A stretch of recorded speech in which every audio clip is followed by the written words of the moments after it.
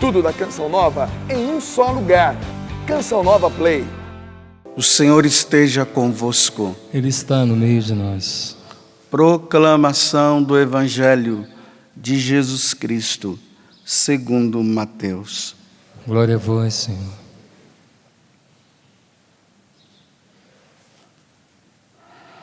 Naquele tempo, Jesus passou no meio de uma plantação num dia de sábado. Seus discípulos tinham fome e começaram a apanhar espigas para comer. Vendo isso, os fariseus disseram-lhe: Olha, os teus discípulos estão fazendo o que não é permitido fazer em dia de sábado. Jesus respondeu-lhes: Nunca lestes o que fez Davi quando ele e seus companheiros sentiram fome? Como entrou na casa de Deus e todos comeram os pães da oferenda, que nem a ele nem aos seus companheiros era permitido comer, mas unicamente aos sacerdotes? Ou nunca lestes na lei que em dia de sábado, no templo, os sacerdotes violam o sábado sem contrair culpa alguma? Ora, eu vos digo, aqui está quem é maior do que o templo. Se tivesses compreendido o que significa quero a misericórdia e não o sacrifício, não terias condenado os inocentes. De fato, o Filho do Homem é Senhor do sábado. Palavra da salvação. Glória a vós, Senhor.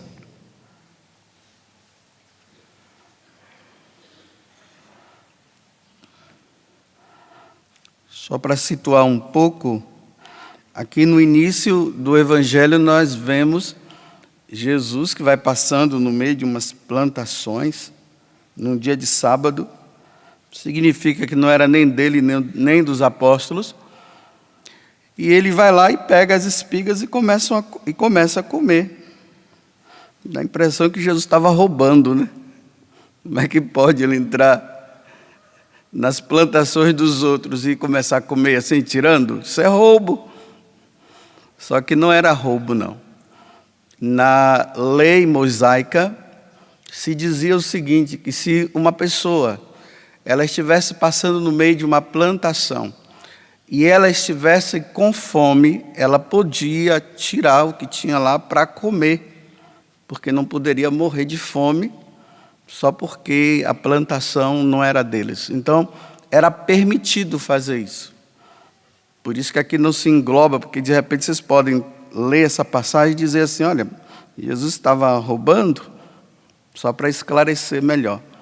Então vejam, está ali Jesus passando por meio das plantações, com os discípulos, como já foi dito, já foi lido, e começam a comer. Os fariseus olham e começam a censurar. Hoje é o dia do Senhor. Hoje é sábado. A lei diz que no dia de sábado nós devemos nos voltar somente para Deus.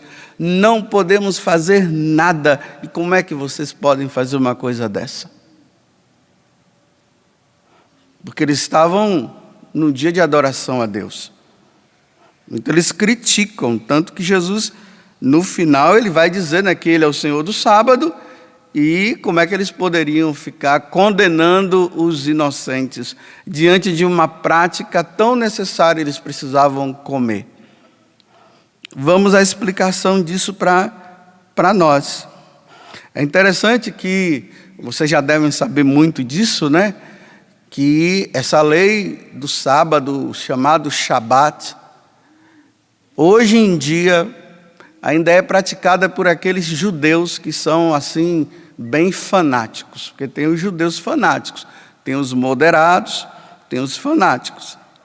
Então, no dia de sábado, no elevador, né, vai passando de um andar por outro, então, já no dia de sábado, já fica programado para que ninguém possa apertar o botão, porque apertar o botão significa trabalho. Então ninguém pode apertar o botão, porque senão vai infringir a lei e vai pecar. Então o elevador já vai subindo e parando, né? Vai parando. Sobe, para, abre. Sobe, para, abre, para ninguém ter que apertar. O exagero que eles chegaram. Só que tem uma coisa, Deus, Ele não excluiu que no dia dele se poderia praticar a caridade.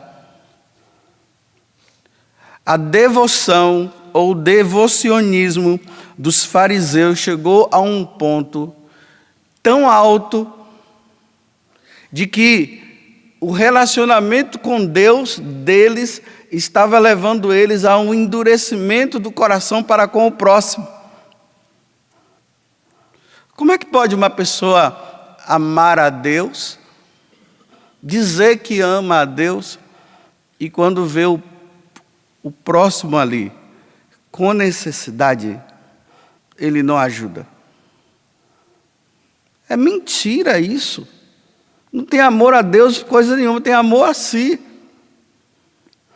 O próprio João, ele vai falar lá na primeira carta, como é que você diz que ama a Deus e vê o seu irmão sofrendo e você não faz nada por ele? Era assim que os fariseus estavam. Mas claro, né? Quando as coisas puxavam para o lado dele, não tinha lei, não. Tanto que, em outro momento, Jesus derruba o que eles falam, né? Dizendo assim, se o boi de vocês cai dentro de um buraco no dia de sábado, vocês vão lá tirar. Você não vai deixar o boi morrer lá dentro. Agora, só porque eu e os meus discípulos estamos comendo, porque estamos com fome, e o ato de ir lá e tirar, né, as espigas para vocês significa que é trabalho, então não pode exercer esse trabalho. Me ajuda aí, né? Mas vamos trazer isso para nós. Nós, católicos, precisamos tomar cuidado para que as nossas devoções, elas não cheguem a um ponto da devoção se tornar uma idolatria na nossa vida. Parece uma contradição, né? Idolatria, devoção, ao ponto de que você não pode nem mais olhar para o próximo, porque você tem que fazer as suas práticas. Eu tenho que fazer isso, eu tenho que rezar meu texto, eu tenho que rezar a coroinha de Nossa Senhora, porque agora eu fiz a consagração da verdadeira devoção à Santíssima Virgem, então agora eu tenho que fazer isso, eu não posso, e fica só naquilo, né? Aí a pessoa, ela vai ficando doida.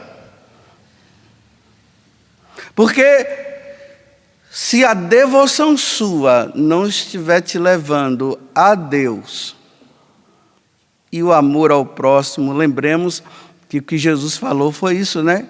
Que os mandamentos, eles se resumem em amar a Deus e amar ao próximo. Se a tua devoção não levar a Deus, e Deus te levar à devoção que vai te levar ao amor ao próximo, tem alguma coisa errada.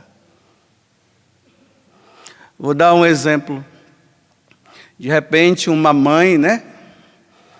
Ela colocou o propósito, todo dia eu vou rezar o meu terço. Todo dia. E não vou ficar um dia sem rezar. Aí ela tem o filhinho dela. O filhinho dela está ali com fome, querendo amamentar, ou querendo mamar. Aí ela vê que naquele momento que o menino está querendo mamar, é o único momento que ela tem para rezar o terço. E agora, o que é que ela vai fazer? Porque ela prometeu a Deus que ia rezar o terço todos os dias. E ela, espera aí, neném, que eu vou rezar o meu terço. Isso é falta de caridade. Não existe isso. Se você deixou de rezar o terço porque você tinha que amamentar o seu filho, Você fez a maior oração de texto que você podia fazer. Eu vou dar exemplos aqui, bem assim, daqueles bem fortes, para você entender que a caridade ela está acima de qualquer coisa. Um outro exemplo, você paga o dízimo lá na sua paróquia. Aqui eu vou esclarecer uma coisa. Ninguém paga o dízimo para receber de Deus alguma coisa depois. Isso é teologia da prosperidade. Isso é ensinamento dos evangélicos. Não é da Igreja Católica. Porque olha bem, o dízimo é tirar, vamos dizer, a 10ª daquilo que Deus te deu. Então, em agradecimento a Deus, obrigado, Senhor, por tantas coisas que o Senhor me deu. Então, o meu salário, é X. Então, eu tiro a 10ª e dou lá para a igreja. Ora, se eu estou tirando em agradecimento, por que agora eu vou pedir que Ele me dê de volta?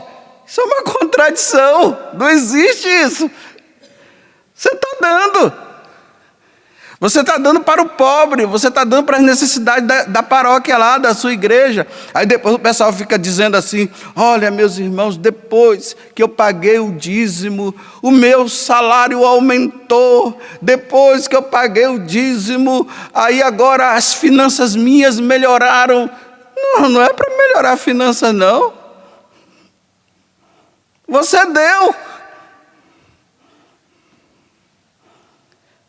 Porque se for assim, realmente, aquilo que nessas igrejas aí fora, essas seitas vivem dizendo, que depois que pagou o dízimo, até as empresas prosperaram, então realmente eu vou dar tudo que eu tenho, porque Deus vai me dar em dobro. E é por isso que o pessoal acaba dando, porque está visando receber. O dízimo não é dado para Deus dar nada em troca, é para agradecer a Deus pelo que Ele fez na tua vida, só isso. Agora voltemos ao que eu queria dizer. Só abrir um parênteses para dar uma explicada nisso aqui. Você está andando na rua, você está indo hoje é o dia de se pagar o dízimo lá na sua paróquia. Aí você encontra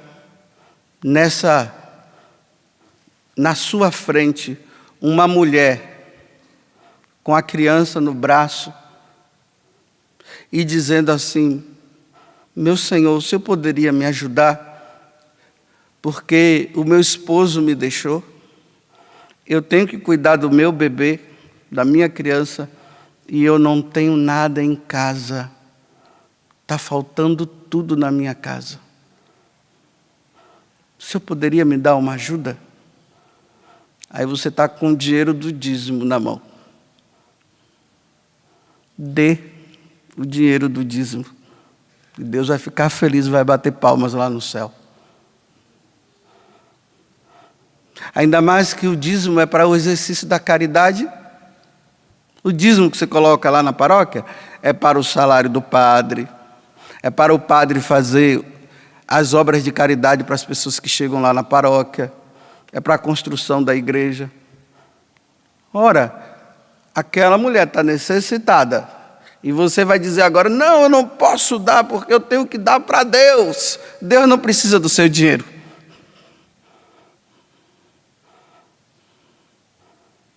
Isso é lei. É o que os fariseus estavam fazendo com Jesus. Eu vou chegar ao extremo agora do exemplo. A missa. Nós católicos não podemos faltar à missa dominical. Faltar à missa dominical é pecado mortal. Com as exceções daquelas pessoas que moram na roça, que não tem missa, só tem uma missa por mês, Aí está doente. Com essas exceções. Tanto que muitas vezes quando as pessoas vêm confessar comigo, aí eu digo, padre, eu vim pedir perdão porque eu faltei à missa. Aí eu pergunto, mas você faltou à missa por quê? Se for por preguiça é pecado mesmo. Agora, se for por um motivo que é motivo, então fica tranquilo, você não pecou. Então imagina eu indo celebrar a missa no domingo. De repente, ou eu venho de carro, ou eu venho andando. De repente, uma pessoa está ali, cai na minha frente. Olha, eu não posso ficar sem celebrar a missa. Os paroquianos estão me esperando lá. E eu tenho que celebrar a missa. A pessoa cai aqui na minha frente, eu olho em volta, não tem ninguém. E essa pessoa ela precisa ser levada para o hospital o mais rápido possível. Tenho a missa e a pessoa está no chão. O que é que eu vou fazer? Celebrar a missa. Não. Vão ficar sem missa. Eu vou ter que levar essa mulher para o hospital. Eu vou ter que levar esse homem para o hospital. A minha missa naquele dia vai ser levar aquela pessoa para o hospital. Vocês estão espantados? Mas essa é a pura verdade. A caridade está acima de qualquer coisa. Isso é sinal de amor verdadeiro a Deus. Imagina você, está lá na sua casa, precisa cuidar da sua mãe está de cama, ela é paralítica. Mas você precisa ir na missa, não tem quem fique com a sua mãe. Pelo amor de Deus, você vai deixar. Você vai deixar de cuidar da tua mãe, porque você tem que ir na missa? Não, meus irmãos, você vai ter que cuidar da sua mãe. Aí vem aquelas mulheres, ai padre, eu quero pedir perdão hoje, porque eu não fui na missa, porque a minha mãe estava lá, ela precisava de mim, e eu tive que ir, ficar lá cuidando dela. Eu disse, parabéns para você nesta data querida. Você não pecou. Porque as pessoas elas vão ficando rígidas nas suas tais práticas, que as práticas elas já não se tornam mais um amor a Deus e ao próximo. Ela vai se tornando, aquelas práticas, ela vai se tornando uma rigidez. Eu tenho que fazer isso. E o coração vai se fechando para o bem que precisa ser feito. Eu vou terminar com um exemplo na vida de São Francisco de Sales. Essa parte aqui de cima do altar se chama presbitério. É por isso que nas igrejas mais antigas vocês vão olhar que tem sempre uma separação, né? Entre o povo que está lá e o sacerdote que celebra a missa aqui. Aqui está o altar e o povo fica lá. Aqui quem circula é o sacerdote, é o presbitério.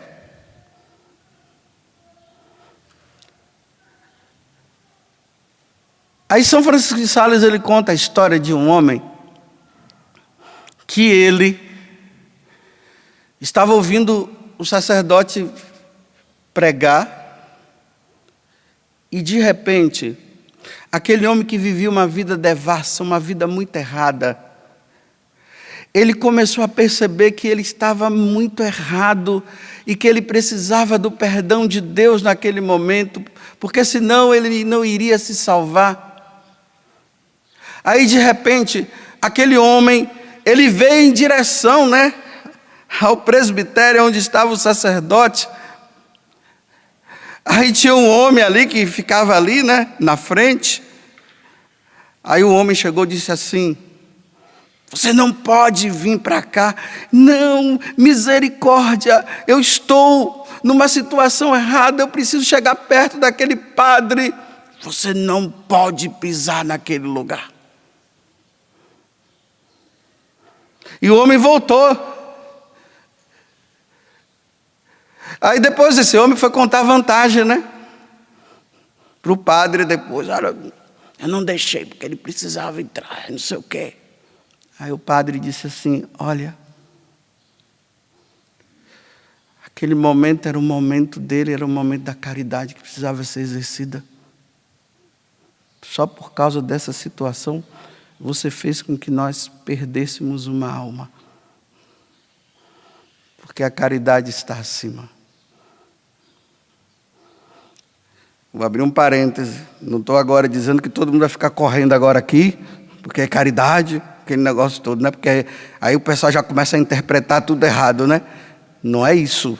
Entenda o contexto da história que eu estou contando para entender que a caridade está acima de qualquer coisa. Senão agora vai virar bagunça, né? Aí depois, o padre não foi caridoso comigo. Pelo amor de Deus, me ajuda de novo. Porque a gente tem que explicar tudo, porque as pessoas interpretam sempre do jeito que elas acham que é. Então, fechando o parêntese, meus irmãos, cuidado para que a sua devoção, que é tão boa e que deve levar você a Deus, ela não venha se tornar tão rígida ao ponto de que nem a caridade ao próximo, nem o amor ao próximo você está mais exercendo, porque agora você é de Deus. E somente de Deus. Tudo da Canção Nova em um só lugar. Canção Nova Play.